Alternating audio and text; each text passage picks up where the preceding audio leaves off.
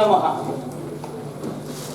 ಈ ದಿನದ ಶುಭ ಕಾರ್ಯಗಾರಕ್ಕೆ ಆಗಮಿಸಿರ್ತಕ್ಕಂಥ ಜ್ಯೋತಿಷ್ಯ ಗುರುಗಳಿಗೂ ಹಾಗೂ ನಮ್ಮ ಆತ್ಮೀಯ ಶಿಷ್ಯರಾದಂಥ ಡಾಕ್ಟರ್ ರಾಮಮೂರ್ತಿಯವರಿಗೂ, ವೇದಿಕೆಯ ಮುಂಭಾಗದಲ್ಲಿ ಉಪಸ್ಥಿತರಿರ್ತಕ್ಕಂಥ ಸರ್ವ ಮಹನೀಯರಿಗೂ, ಮಾತೆಯರಿಗೂ, ಮಿತ್ರರಿಗೂ ಕೂಡ ನಾನು ಸ್ವಾಗತದೊಂದಿಗೆ ಇವರ ಗುರುಗಳಾಗಿ ಕೆಲವು ಹಿತವಚನ ಹೇಳಬೇಕು ಅಂತಿದ್ದೀನಿ.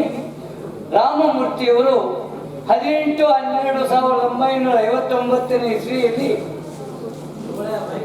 ಹೊರನಾಡು ಅಂದರೆ ಭಾರತದ 2ನೇ ಕಾಶ್ಮೀರ ಅಲ್ಲಿ ವೈದಿಕ ಸಂಪ್ರದಾಯಸ್ಥರಾದಂಥ ಈಶ್ವರ ಭಟ್ಟ ಮತ್ತು ನಾಗವೇಣಿಯವರ ಸುಪುತ್ರ, 4ನೇ ಸುಪುತ್ರರಾಗಿ ಜನಿಸಿದಂಥ ಇವರು ಬೆಂಗಳೂರಿಗೆ ಬಂದು ಅನೇಕ ಶ್ರಮಪಟ್ಟು ವೃತ್ತಿಯೊಂದಿಗೆ ಜ್ಯೋತಿಷ್ಯವನ್ನು 2000ರಲ್ಲಿ ನನ್ನ ಬೆಂಗಳೂರು ಜ್ಯೋತಿಷ್ಯ ಸಂಘದಲ್ಲಿ ನಾನು ಉಪಾಧ್ಯಾಯನಾಗಿ ಇವರಿಗೆ ಪಾಠ ಪ್ರವಚನಗಳನ್ನು ಹೇಳಿಕೊಟ್ಟಿದ್ದಂಥ ಒಂದು ಹೆಮ್ಮೆ ನನಗಿದೆ. ಇವರು ನೋಡಿದ್ರೆ 3 ಮುಖ್ಯ ಸೂತ್ರಗಳನ್ನು ಇವರಿಂದ ನಾವು ಕಲಿಯಬಹುದು. ಮೊದಲನೇದು ಬಾಡಿ ಅಂತ ಕರಿತೀವಿ, ಶರೀರ. ಇವ್ರ ಶರೀರ ನಾವು ಗಮನಿಸಿದಾಗ ಸರಳ ಜೀವಿ, ಆಡಂಬರ ವ್ಯಕ್ತಿ ಅಲ್ಲ. ಎರಡನೇದು ಬಾಡಿ ಲ್ಯಾಂಗ್ವೇಜ್ ಅಂತ ಕರಿತೀವಿ, ಶಾರೀರಿಕ ಭಾಷೆ. ಇವರು ಆಡ್ತಕ್ಕಂಥ ಭಾಷೆಯಲ್ಲಿ ಎಲ್ಲರನ್ನು ತನ್ಮನಗೊಳಿಸಿ ಕಣ್ಮನದಿಂದ ಸೆಳೆಯತಕ್ಕಂಥ ವಿದ್ಯೆ ಅವರಲ್ಲಿ.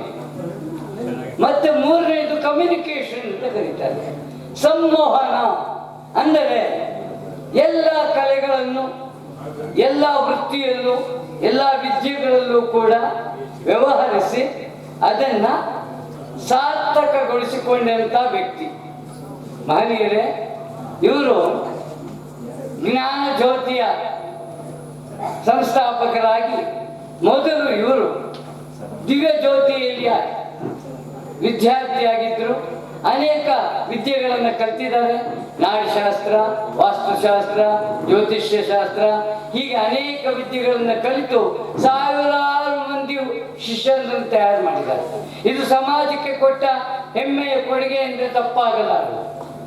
ಮತ್ತೆ ಇವರಲ್ಲಿ ಸರಳತೆಯೊಂದಿಗೆ, ಸಜ್ಜನಿಕೆಯೊಂದಿಗೆ ಇನ್ನೂ ಹೆಚ್ಚಿನ ಹೆಮ್ಮರವಾಗಿ ಬೆಳೆದು ಅನೇಕ ಬಿರುದು ಭಾವಗಳನ್ನು ಪಡೆಯಲಿ, ಸಮಾಜಕ್ಕೆ ಇನ್ನು ನೂತನ ರೀತಿಯ ಕಾರ್ಯಗಾರ, ವಿಚಾರ, ಜ್ಯೋತಿಷ್ಯ, ವಾಸ್ತು ವಿಚಾರಗಳನ್ನ ತಿಳಿಸಿಕೊಡಲಿ ಅಂತ ಅವರಲ್ಲಿ ಪ್ರಾರ್ಥಿಸ್ತಾ, ಭಗವಂತ ಅವರಿಗೆ ಲೋಕ ಪ್ರಕಾಶಾಯ ಸರ್ವ ಲೋಕೈಕ ಚಕ್ಷುವೆ ಲೋಕೋತ್ತರ ಚರಿತ್ರಾಯ ಭಾಸ್ಕರಾಯ ನಮೋ ನಮಃ ಅಂತ ಸೂರ್ಯನಂತೆ ಪ್ರಕಾಶಿಸಲಿ, ಹೆಮ್ಮರವಾಗಿ ಬೆಳೆದು ಇನ್ನು ಅವರು ನಾಡಿ ಶಿರೋಮಣಿ ಎನ್ನುವ ಒಂದು ಬಿರುದನ್ನು ಪಡೆಯಲಿ ಅಂತ ದೇವರಿಗೆ ಪ್ರಾರ್ಥನೆ ಮಾಡ್ತಾ ನನ್ನ ಹಿತವಚನಗಳನ್ನು ಮುಗಿಸಿ